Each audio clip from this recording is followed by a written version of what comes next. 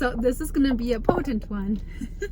You can already feel the energy. So welcome to Drop Into Being with Maeve Lee.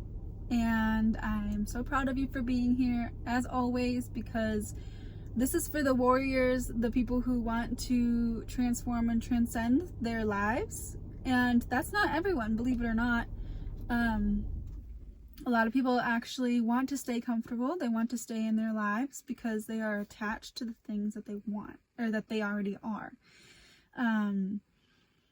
So today's topic is exactly that. Who do you think you are? You can make a list even of this. Like write down, I am, and then you can say like, I am a mother. I am a parent. I am a sister, whatever. You can all those relationships, right? You can say, I am really good at writing. I am really good at skiing. You can say, I am a good friend, a good listener. I am anxious. I am worried about my future. You can say these things that are true about you, okay? Good and bad. So I want you to really maybe pause the video even right now and go ahead and do that exercise. Quick, before you do that, actually, let's just drop into being together. So if you can, just close your eyes, put your feet on the floor, taking a deep breath, exhale, take another deep breath. At the top, pause, take another sip of air, and exhale. Do so with audible noise. That's important. Don't be embarrassed. Don't feel silly. Just do it. Take in a deep breath. And exhale. I want you to just quickly imagine your wiser self. Maybe the self that you're trying to be in 5-10 years, the person that you admire, the person who has some of the skills that you're acquiring. And welcome that version of you into this conversation. This person, this version of you is actually always here for you. It is always within the liminal spaces around you, always here for you to access. When I do this meditation on my own, I'm usually crying. I'm tearing up right now talking about it. Because it is so divine and so lovely to have this part of ourselves be with us at all times. And if you're someone who feels lonely on your path, as this often requires some isolation and some loss, this person is here to comfort you, to remind you that you are never alone. And this person is you, this higher self, this future self that is you, that was you, that is all things at all times, is you. There's no needing to be fixed or needing to change who you are right now. This person, this higher self of yourself is here and already whole. And so you're inviting this person into the conversation to sit next to you, invite them next to you, and maybe take a moment to just of silence to allow them to tell you something that you might need to hear. You're not asking for something specific. Just ask them to tell you what they want to tell you. So let's just take a moment to do that. I'm going to let 36 seconds go by. Sit in silence and enjoy the receiving of this wisdom and this self, and bask in the energy of you and you. Okay, here we go.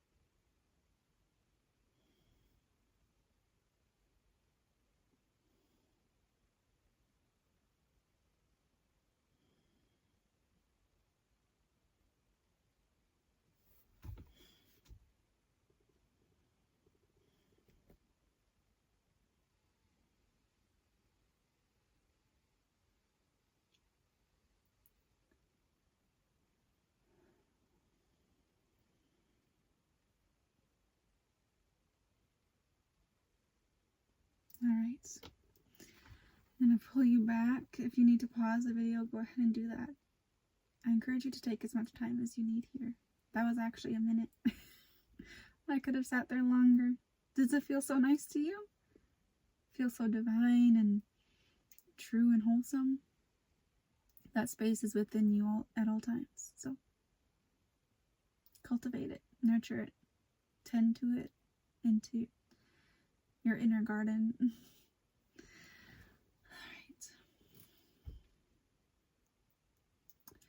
So now that you're resourced with this person sitting next to you, this energy that's flowing within, that you're tuned in, you've dropped into being with your higher self, you may still close your eyes. This is part of the meditation if you would like to continue it in this way. And I want you to just answer 2 questions for me. Who are you, right? That's that list. You can pause and make that list. The who am I? I am this, that, and the other thing. So come back to the video when you're ready for that. So now you have your list of who you think you are. This is the I am list. And I want you to actually go ahead and rip it all the way down the middle between the words am and then the thing that you defined yourself as, this identity, this external thing, this identity, this belief, this box that's defining who you think you are. I want you to just rip it off. Don't cross it out, rip it off. You're actually removing it from the I am. And now I want you to take inventory. What does that feel like in your body? What are your thoughts? What are the thoughts you're having about removing those things from who you think you are? We are all the great I am. Consciousness experiencing life. We are source, God energy, creator energy, our energy expressing that creator energy through our vessel.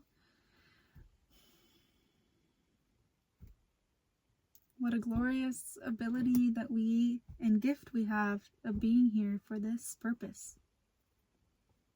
To elevate our consciousness. And one of those things, one of the greatest teachers in this lifetime is to examine what we identify with and as.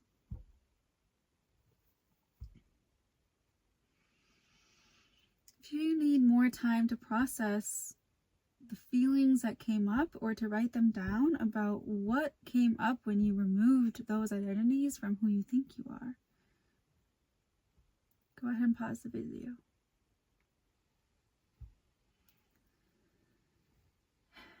Now, the next question, and these are interrelated and we'll bring it all together in a moment. So just surrender to the process and follow along. You are held, you are safe.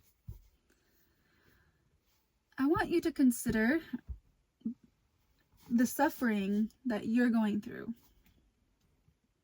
If there are some things that you would like to shift in your life, things that you feel a victim to, things that, or people, situations, memories that you feel haunted by.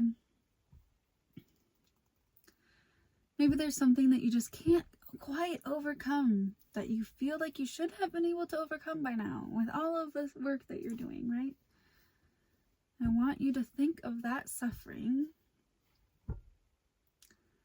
And now, you're not going into it, we're not getting lost in that, but we're just bringing it to mind. And we're saying, oh, I notice you, I see you, it's there, but we're detaching it from your experience right now. We're just noticing it, it's over there. Maybe you can place it in the chair across the room, okay? Because it is separate than you. Remember, we ripped off the paper.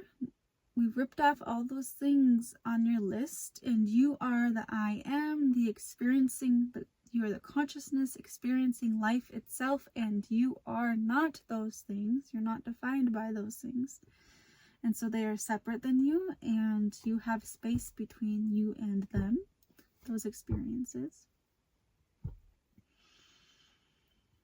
And now I want you to consider in what ways that the way you think or who you think you are, those things you tore off of the list, that those things are contributing to the suffering that's over there. Who are you? And in what ways could that being that you so believe you are, even all of the good things, right, that you perceive as a good thing, that those good things are the reason that you're suffering? Could any of those good things be driving your suffering, contributing to your struggle? Again, pause the video. Meditate on this question. Close your eyes. Write it down. Please pause the video. This is interactive.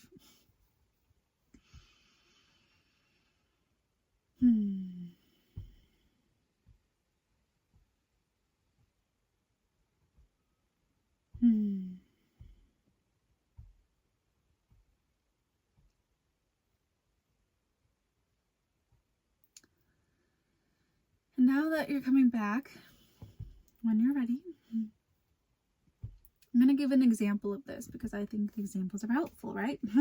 If you think they are, let me know in the comments that you think examples are helpful too. If there's anything that's been confusing about this video already, I encourage you to also put your question in the comments, and I will be there to answer, to clarify as much as I can. It's interesting. A lot of people who I see, you know, this happens with age, but it happens really in any setting where we become too attached with the ideals that we have about life and who we think we are. So my example is this. Again, I use my personal examples because they're just potent for me and they're easy for me to explain. And I want you to know that I'm not perfect. You know, we're all experiencing life and we all have different lessons to learn while we're doing it. It's just whether or not we understand the process. And that's what I'm teaching when in these videos, is so that you understand the process of illumination, the way, the path of illumination, so you can go within and do that for yourself. So we're on this journey today, and my example for you is, you know, when I think of myself as a really good mother, and I have a lot of ideals about what that even means. I have some beliefs that are sometimes hindering of my own being because of what I feel like I did or did not get in my own childhood, right? And so I may be projecting that a good mother does these things or gives this much of herself to her children. And in some ways, I can be obsessive about my children because I'm trying to make up for what I thought I didn't get. Or I've bought into some of these agreements culturally within certain subsects of people, right, of social constructs that this is what it means to be a mother, that you have to do it this XYZ, that because of the way society is, you know, we can have all these ideals, but if we're not consciously examining whether those ideals are bringing us and our family and the people we're interacting with towards a good place, then what good are those ideals, and what good is that identity if it's creating suffering in your life? And so I have had to re-examine, like, well, you know, being a good mother actually means also holding the space and allowing the children to grow into these new skills instead of hovering or instead of just comforting them constantly through these difficulties, right? Just an example. So that's the next step in this meditation, this activation, is I would like you to consider in what ways, and maybe you can like look at the list of the identities that you had ripped off. And on another list, you could write, in what ways are these things hindering your life now? Are they? Are they leading to any imbalances? Are they leading to any obsessions or grasping because you want to believe that it's right or correct? And is it creating any suffering? So that's the next step in this process. So go ahead and pause the video, go through that, and I'll meet you back here in however long that takes you.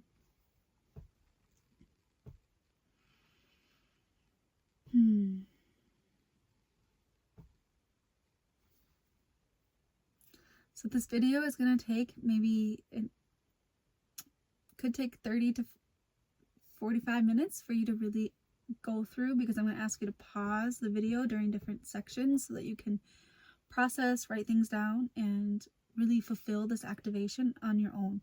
So make sure that you do have time. It's not just going to be a 20-minute video. It's actually going to be you processing for up to an hour even. So I encourage you to have space for that. Okay, welcome back from that last step. So these insights are here for you to do whatever you want with them. You know, this is where we are cultivating some honesty with ourselves and discernment about the beliefs and programs that we are running in our matrix complex, in our social, emotional, psychic, cultural programs within ourselves. And if you want more specifically on this, I always recommend the book, The Four Agreements. It is a really simple read, a really simple explanation of how we as humans agree to things. We accept the agreements of those around us about how life works and who we think we should be. And then we enact those agreements. And we don't always consider, analyze, or analyze whether or not those agreements are working for us. And so that's what we did today. This is really helpful to do all of the time, really. It goes quicker the more that you practice it. The caveat is that we are not, for those of us who have been stuck in the process of self-development, or who get stuck in not believing our own realities and outsourcing our sovereignty and our God source energy outward, it's important that you don't get stuck in this analyzation either, right? Because that's just kind of, for lack of better words, like you're masturbating, you're like obsessing on the identity of not being good enough or being broken. And so this isn't to say that we're constantly always analyzing ourselves. That's not what we're doing, actually, because this is about dropping into being, right? And so the nuance is that we have moments in our day or moments in our week that we go into self-reflection, that we go into considering what we're creating in our reality, and then we come back out of it. It's not something that we should perpetually stay in, because what we should be in, as I always say, is prioritizing our being and our energetic reality that we desire to have. And so yes, we have moments of self-reflection where we say, okay, now that I know this about myself, I'm going to just loosen up. I'm just going to invite playfulness and spaciousness with my children. Again, going with my example. And I'm just going to loosen the reins. I'm going to let go of the anxiety. I'm not going to let the anxiety about my children and am I being a good mother? I'm not going to let that drive my interactions. And just have this in the forefront of your mind, right? You're just kind of allowing it to start shaping and shifting as you go through. We're not obsessing. We're just welcoming in this and inviting this new insight with a breath of fresh air, with ease, with joy, with gratitude. And we also thank ourselves for those things that we used to be attached to so much. And then we say, well, that was silly. Or, oh, wow, I really clung on to that one.